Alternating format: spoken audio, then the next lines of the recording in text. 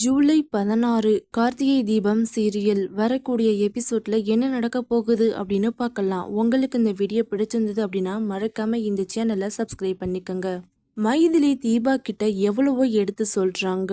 அந்த ரம்யா பார்க்கறதுக்கு நல்ல பொண்ணாவே தெரியல. அவ உன்னைய ஏதோ பண்றதுக்காக தான் உன்கிட்ட நல்லவ மாதிரி வேஷம் போட்டு நடிச்சுக்கிட்டு இருக்கிற, அவளை நம்பாதன்னு எவ்வளவோ எடுத்து சொல்றாங்க.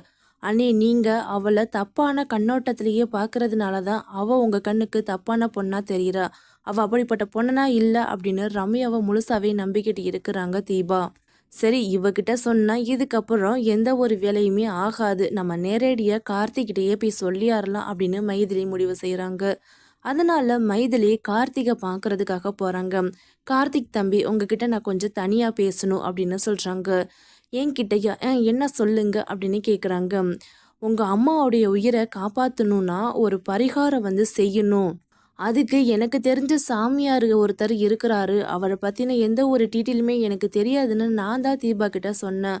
அதை வச்சு தான் அந்த ரம்யா நான் சொன்ன சாமியார்கிட்ட கூட்டிகிட்டு போகாமல் வேற ஏதோ ஒரு சாமியார்கிட்ட கூட்டிகிட்டு போயிருக்கிறா. அதுவும் தீபாவுடைய உயிர் போகிற அளவுக்கு ஒரு பரிகாரத்தையும் செய்ய சொல்லியிருக்கிறா. அது இந்த மாதிரியான எந்த ஒரு பரிகாரமும் எந்த ஒரு சாமியாரும் சொல்லவே மாட்டாங்க. இதில் எனக்கு சந்தேகமாக இருக்குது. அந்த ரம்யா பார்க்குறதுக்கு நல்ல பொண்ணு மாதிரியே தெரியல. அவள் வேற ஏதோ திட்டம் போட்டுக்கிட்டு இருக்கிறாங்கிறது மட்டும் எனக்கு நல்லா தெரியுது. இதை பற்றி நான் தீபா கிட்ட சொன்னால் அவள் சுத்தமாக அதை நம்பவே மாட்டிக்கிறா. தயவு செஞ்சு அந்த ரம்யா என்னதான் நினச்சிக்கிட்டு இருக்கிறா, அவள் எதுக்காக இந்த மாதிரியெல்லாம் பண்ணிக்கிட்டு இருக்கிறாங்கிறத நீங்கள் தான் கண்டுபிடிக்கணும். தீபாவை கொஞ்சம் ஜாக்கிரதையாக பார்த்துக்கங்க. ஏன்னா அந்த ரம்யாவுடைய நடவடிக்கை எதுவுமே சரியில்லை. அதை அந்த தீபா கிட்ட சொன்னால் அவள் புரிஞ்சிக்கவே மாட்டிக்கிறா. எதுக்கு தான் அவள் இப்படியெல்லாம் இருக்கிறான்னு தெரியல. யாரையாவது கொஞ்சம் நமக்கு நல்லது செஞ்சுட்டா போதும், அவங்கள முழுசாக நம்பிட்டு எல்லாத்தையுமே அவங்க கூட ஷேர் பண்ணிக்கிட்டு தெரியுறா. அதனால நீங்கள் ரொம்ப ஜாக்கிரதையாக இருங்க. அந்த ரம்யா பார்க்குறதுக்கு நல்ல பொண்ணு மாதிரியே தெரியல அப்படின்னு மைதிலி சொல்கிறாங்க. ஆமாம், நீங்கள் சொல்கிறதும் கரெக்டு தான். நான் அவங்க சொன்ன அந்த சாமியாரை பார்க்குறதுக்காக போனேன். அங்கே போய் பார்த்தா அங்கே யாருமே இல்லை. சரின்னு சொல்லிட்டு இப்போதைக்கு நாங்கள் வீட்டுக்கு வந்திருக்குறோம். அந்த தீபா ரம்யா மேலே முழுசாவே நம்பிக்கை வச்சிருக்கிறாங்க. அதனால் ரம்யாவை பற்றி தப்பாக யார் சொன்னாலும் கண்டிப்பாக அவங்க நம்பவே மாட்டாங்க. அவங்க எப்படிப்பட்டவங்க, அவங்க எதுக்காக இதெல்லாம் பார்த்துக்கிட்டு இருக்கிறாங்க, எங்கள் அம்மாவுக்காக இவங்க எதுக்காக பரிகாரம் செய்யணும், இவங்க எதுக்காக தேவையில்லாமல் நம்ம குடும்பத்துக்குள்ளே இன்வால்வ் ஆகிட்டே இருக்கிறாங்க, அதை முதல்ல நம்ம விசாரிக்கணும். அதுக்கப்புறமா தான் அவங்கள பற்றின விஷயத்தை நம்ம தீபக்கிட்ட சொல்லணும் அப்படிங்கிற மாதிரி மனசுக்குள்ளே நினச்சிக்கிட்டு இருக்கிறாங்க கார்த்திக். இதை பற்றி நீங்கள் ஒன்றும் கவலைப்படாதீங்க, நான் இதை பார்த்துக்கிறேன் அப்படின்னு சொல்லிட்டு தீபாவை பார்க்குறதுக்காக கார்த்திக் வர்றாங்க.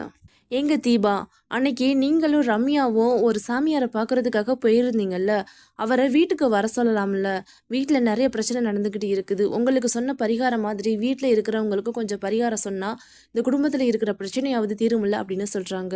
சரிங்க, நான் உடனே நம்ம ரம்யாவுக்கு கால் பண்ணிவிட்டு அந்த சாமியாரை வீட்டுக்கு கூட்டிகிட்டு வர சொல்கிறான். அவகிட்ட சொன்னோம்னா அவள் அதையும் செஞ்சிருவா அப்படின்னு சொல்கிறாங்க. சரிங்க, நீங்கள் சொல்லுங்க அப்படின்னு சொல்லிட்டு கார்த்திக் அங்கேருந்து போயிடுறாங்க.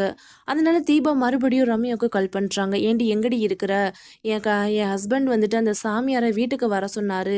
வீட்டில் நிறைய பிரச்சனைலாம் நடந்துக்கிட்டு இருக்குதுல்ல, அது எல்லாமே தீரணும்னா அந்த சாமியார் வீட்டுக்கு ஏதாவது பரிகாரம் சொன்னால் அதை செய்யலாம் அப்படின்னு என் வீட்டுக்காரர் சொல்லியிருக்கிறாரு.